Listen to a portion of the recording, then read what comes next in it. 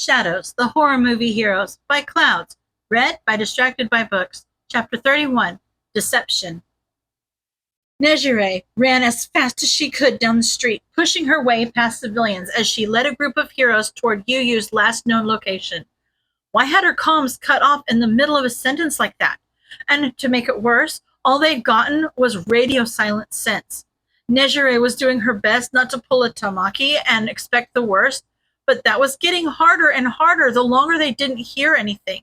She shook away the negative thoughts and tried to force herself to focus on the present moment. She couldn't save anyone if she was paralyzed with worry. A piercing scream echoed through the streets, and Nejire almost tripped. She exchanged a wide-eyed glance with her team and pushed herself to run a little faster. That couldn't be Yu's scream. It just couldn't be. She was okay. She had to be. It didn't take long for them to track down the source of the scream. Nejire was the first to turn the corner, and she immediately skidded to a stop.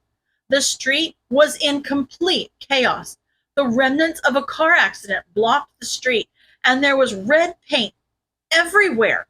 But what immediately stood out to her was Yu. She was standing off to one side of the street and had a large splatter of red paint across her chest, but otherwise looked fine.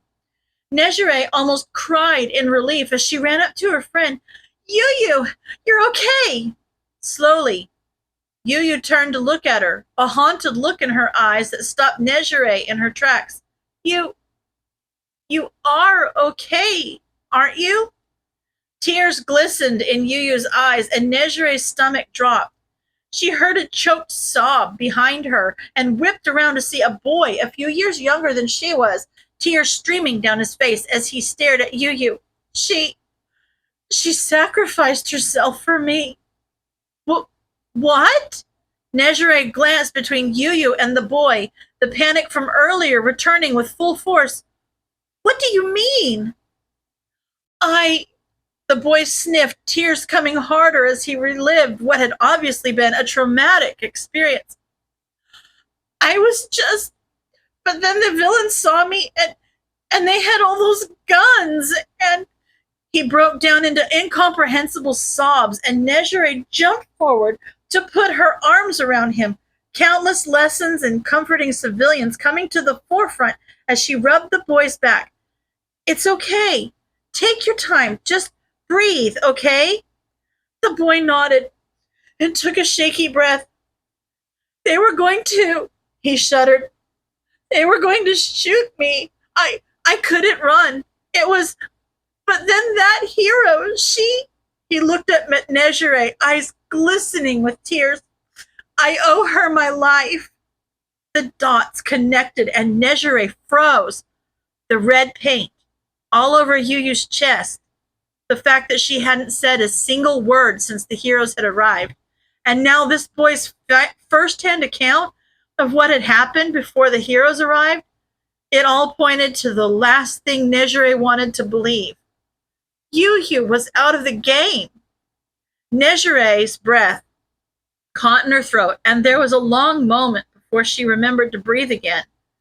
She drew in a shuddering breath and tried to ignore the way her hands were shaking as she turned back to the boy and forced a gentle smile onto her face. She was a hero. She could break down later. Right now, she had a civilian to save. I'm sorry. I never asked you your name. The boy sniffed. Izuku Midoriya. Nejire nodded. Okay, Midoriya. Do you know where the villains are now? Midoriya shook his head. They ran away after. He started sobbing again, and Nejire scooped him up into her arms. It's okay. It's okay. We'll find them. They're gonna come after me again. Midoriya looked like he was on the verge of a panic attack. I shouldn't have come. I knew what they would do to me if they found out. And now I'm gonna. Nejire blinked and pulled away slightly. You were following the villains? Midoriya nodded miserably, reaching into his pocket and pulling something out. He refused to meet her eyes as he opened his fist to show her. I'm sorry. I was just trying to help. Nejire gasped when she saw the objective token in Midoriya's hand. Objective number 1. That's the snitch. Tears were streaming down Midoriya's face as he looked up at her. They're gonna kill me, aren't they? No. Nejire's face hardened with determination. We're heroes. It's our job to protect you from villains. We won't let Yuyu's sacrifice go to waste. Don't worry. Come on, I'll radio the others and tell them to be on the lookout for the villains. But we better get you back to the agency. Come on. It's gonna be okay. Izuku tucked himself closer to Nejire's side as she started to lead him away from the crime scene, quietly repeating useless mantras that were probably meant to comfort her rather than him. He couldn't believe that had actually worked. Sure, he still had to convince the rest of the heroes, but that would be easier now that he had Nejire vouching for him. Not to mention, he wouldn't have to be worried about Yuyu blowing his whole story with one wrong look. Speaking of Yuyu, Izuku risked one last look back toward the hero he had just killed.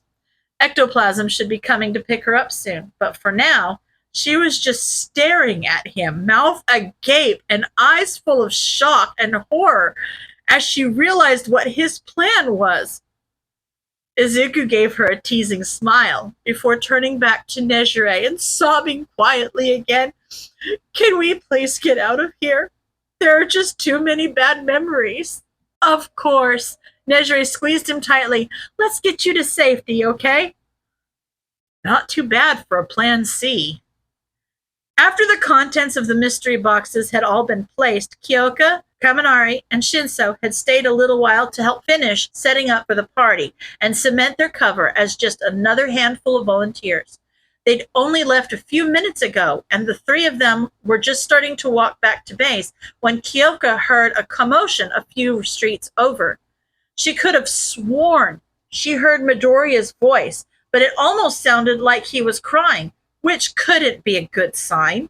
She stopped walking. Boys, I think Midoriya might be in trouble. I can hear him crying. Izuku can cry on a dime, so that's not necessarily a bad thing. Shinso shrugged, but yeah, we should probably check it out. He hasn't contacted me in a while. She led the group toward the sound she'd heard. The crying hadn't let up, and she could also hear people whispering. It sounded like a crowd was gathering at this point, and when they rounded the last corner, Kyoka wasn't at all surprised to see the streets crawling with heroes and civilians alike. She stopped and took a step backwards into the shadows, gesturing for the other two to do the same. What? Kaminari whispered loudly. Why are we stopping? Because there's a swarm of heroes out there, Kyoka hissed. Do you want to get caught? Shinso came up quietly behind her and put a hand on her shoulder. Can you hear Izuku? Kyoka closed her eyes and concentrated, pushing her way past the background noise until she'd pinpointed Izuku's sobs. He's here, but he's still crying. Denki gulped. Did they get him? Kyoka shrugged and shook her head. Shinso looked bored, but Kyoka could hear his heart beating faster, which meant he was actually panicking and just hiding it from the rest of them. He pushed past her, and Kaminari, eyes darting rapidly around the street as he looked for Izuku. Kyoka was watching him carefully, so she noticed when he tensed and stopped looking around. She followed his gaze and gasped quietly when she saw Midoriya standing in the middle of a group of heroes. His face was stained with tears, and he was still sobbing quietly. We have to save him, Denki said, hands clenched into fists as he stepped forward. Jiro nodded and followed suit. She wasn't quite sure how they would ever beat this many heroes, but she could feel One for All coursing through her, answering her call and buzzing beneath her skin, ready to do whatever it took to get their friend back. As if he could feel their eyes on him, Izuku glanced in their direction, eyes widening when he saw them.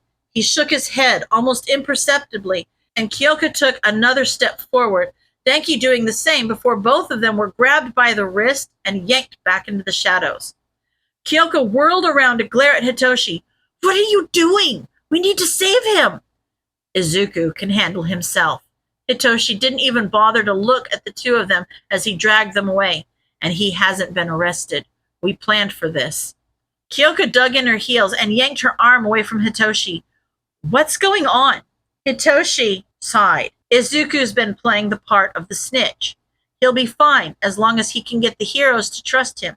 But if we storm in there right now, we'll blow his cover. Denki's eyes widened with understanding. But, what do we do now? We just let him go with the heroes? Hitoshi nodded. For now, yes. That's exactly what we do. Now let's get going. Tomorrow's going to be a busy day. End of chapter.